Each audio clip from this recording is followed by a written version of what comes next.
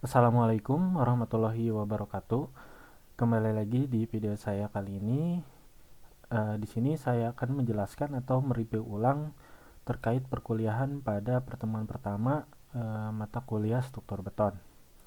Jadi pada waktu itu dijelaskan beberapa hal terkait mata kuliah struktur beton ini. Nah, yang pertama itu adalah struktur bangunan. Nah, struktur bangunan berfungsi sebagai menahan atau menerima beban bangunan secara aman dan stabil.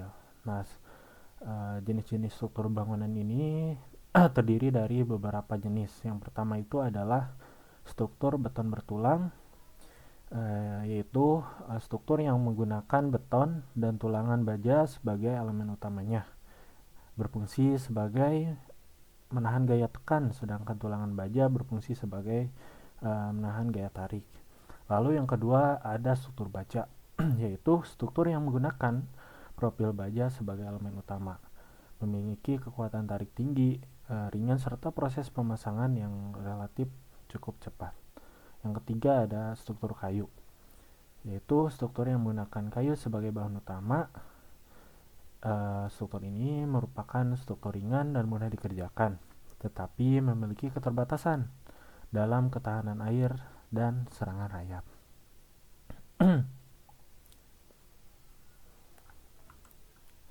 Lalu selanjutnya, di sini saya akan menjelaskan pengertian dari struktur betonnya ya. Jadi beton dari awal beton dulu ya. Jadi untuk beton itu merupakan bahan batu buatan yang diperoleh dari campuran semen, pasir, kerikil, air, dan bahan tambahan tertentu yang setelah dicampur dan mengeras akan membentuk massa padat yang kuat. Sifat beton meliputi yaitu beton sangat kuat terhadap gaya tekan, tetapi beton lemah terhadap gaya tarik, sehingga mudah retak apabila dia menerima gaya tarik yang besar. Oleh karena itu digunakan beton bertulang, yaitu kombinasi antara beton dan baja tulangan. Nah, beton ini berfungsi sebagai tekan, sedangkan baja tulangan berfungsi sebagai gaya tarik. Nah, kombinasi ini tuh menghasilkan material yang kuat, stabil, dan juga efisien. Lalu selanjutnya dijelaskan juga terkait dari mutu beton, yang dimana terkait mutu beton ini sudah terbagi beberapa klasifikasi dan juga kegunaannya teman-teman. Di sini saya akan menjelaskan secara singkat bahwa mutu beton ini menunjukkan kemampuan beton menahan gaya tekan yang dinyatakan dalam satuan K atau kilogram cm persegi, atau FC atau force concrete yang biasa dengan satuan MPa. Contohnya di sini ada beton K250 ya contohnya.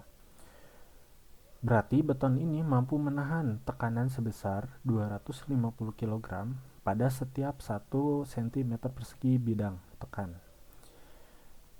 Nah, biasanya untuk pengujian kuat tekan beton ini dilakukan pada umur 28 hari karena usia beton ini dianggap telah mencapai kekuatan optimalnya. Seiring waktu, kekuatan beton ini masih dapat meningkat, namun pertamanya hanya relatif kecil. Lalu selanjutnya dibahas juga terkait dengan campuran beton. Nah, campuran beton pada umumnya perbandingannya tuh 1, 2, 3. Nah, beton ini terdiri dari campuran kerikil, semen, pasir, atau batu pecah dan juga air. Perbandingan campuran ini mempengaruhi mutu dan kualitas betonnya. Salah satu campuran sederhana yaitu adalah 1, 2, 3 atau 1 semen, 2 pasir, dan juga 3 kerikil. Nah, di sini 1 PC yaitu artinya adalah Portland semen, 2PS yaitu adalah Portland sand, dan yang ketiga yaitu KR atau kerikil. Lalu selanjutnya, nah untuk pengujian beton itu pada umumnya itu Jadi dari dua, yaitu ada uji silinder dan juga kubus. Jadi ada dua pengujian beton di lab secara untuk mengetahui kuat tekan beton. Jadi dalam pengujian beton itu mengalami beberapa tahapan, yaitu zona elastis, yang dimana beton mampu mengalami kembali ke bentuk semula. Lalu zona plastis, yaitu kondisi di mana sebelum beton mengalami keruntuhan. Nah, kelebihan dan kekurangan dari uji beton ini, yang pertama adalah uji kubus itu lebih mudah dilakukan dan menghasilkan nilai yang konservatif. Nah, sedangkan uji silinder ini lebih representatif terhadap kondisi struktur di lapangan. Lalu selanjutnya, sebelum kita mendalami mata kuliah struktur beton ini, kita harus mengetahui dasar-dasarnya dari biasanya tuh pada mata kuliah sebelumnya tuh sangat berkaitan antara mata kuliah analisa struktur baja dan juga struktur beton ini. Karena dasarnya itu yang pertama itu adalah kita harus mengetahui peletakannya. Ada peletakan tumpuan sendi, ada tumpuan roll, dan juga ada tumpuan jepit yang dimana masing-masing ada kelebihan dan kekurangannya, teman-teman. Oke, setelah itu kita juga harus mengetahui gaya-gaya yang bekerja pada struktur beton ini. Nah, yang pertama itu adanya gaya normal. Jadi gaya normal ini tuh memiliki gaya yang bekerja searah dengan sumbu elemen struktur dan terbagi menjadi dua, yaitu gaya tekan dan juga gaya tarik. Jadi yang pertama itu gaya tekan, di mana membuat elemen struktur menjadi lebih pendek. Contohnya terjadi pada kolom beton yang menahan gaya beban dari lantai dan juga atap.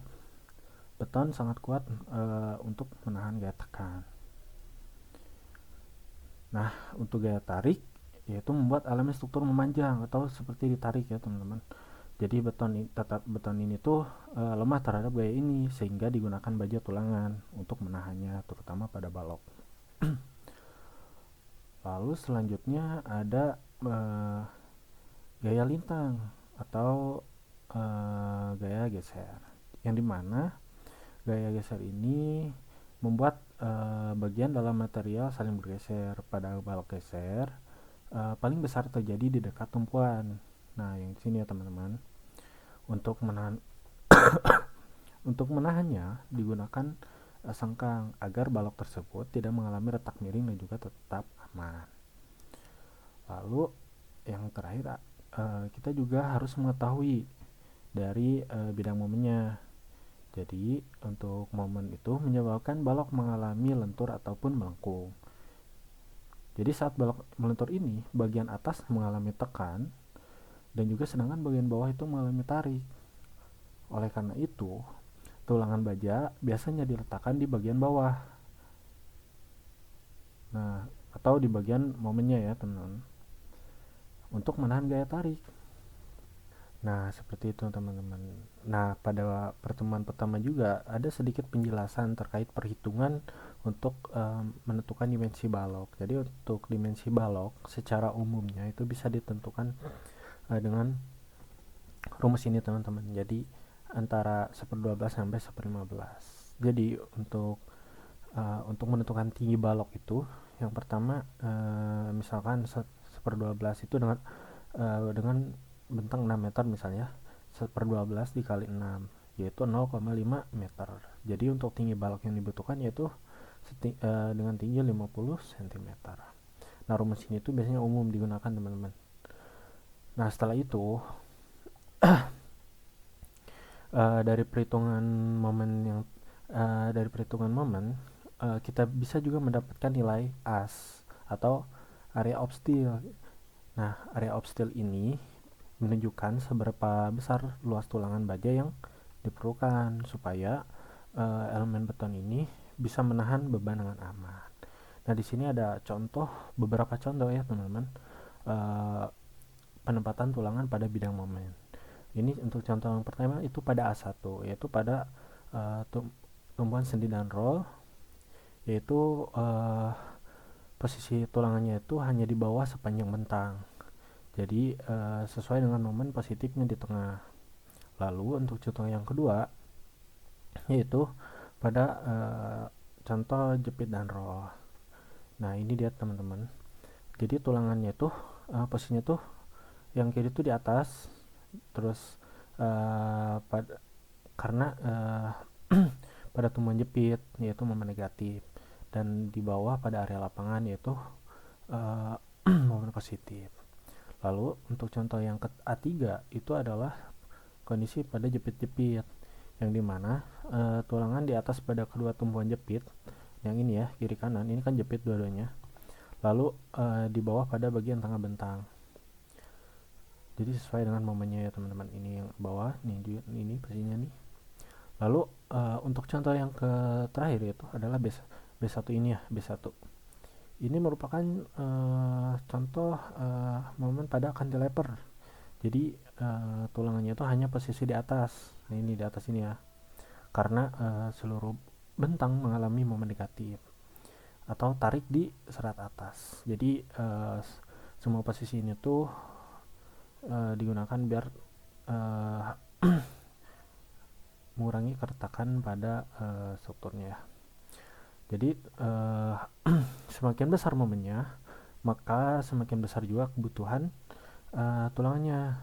Jadi perlu kita ketahui dari nilai ini tuh kita bisa menentukan jumlah batang, besi, dan diameter yang akan dipakai. Jadi perhitungan ini tuh momen itu sangat penting banget teman-teman, apalagi untuk mata kuliah beton ini, karena berpengaruh langsung pada kekuatan, keamanan, juga efisiensi struktur. Jadi begitu. Oh iya, kenapa ada satu lagi, untuk ada istilah yang namanya itu pemberitahuan. Jadi semisal kalau misalkan proporsi dari beton sama besi itu sesuai, nanti kan semisal ada keruntuhan, jadi tidak langsung ambruk karena ada yang menahan, yaitu dari tulangannya. Jadi tidak langsung ambruk, jadi ada proteksi kedua gitu. Setelah beton yang atas tuh hancur atau retak, nanti di bawah kan ada tulangan yang bisa menahan seperkian waktu gitu. Jadi nanti bangunan tersebut cukup aman gitu. Sekian untuk resume atau review dari pertemuan pertama struktur beton. Cukup dasar-dasarnya saja terlebih dahulu. Untuk perhitungannya mungkin nanti akan dijelaskan di pertemuan selanjutnya. Mohon maaf bila ada salah kata. Wassalamualaikum warahmatullahi wabarakatuh.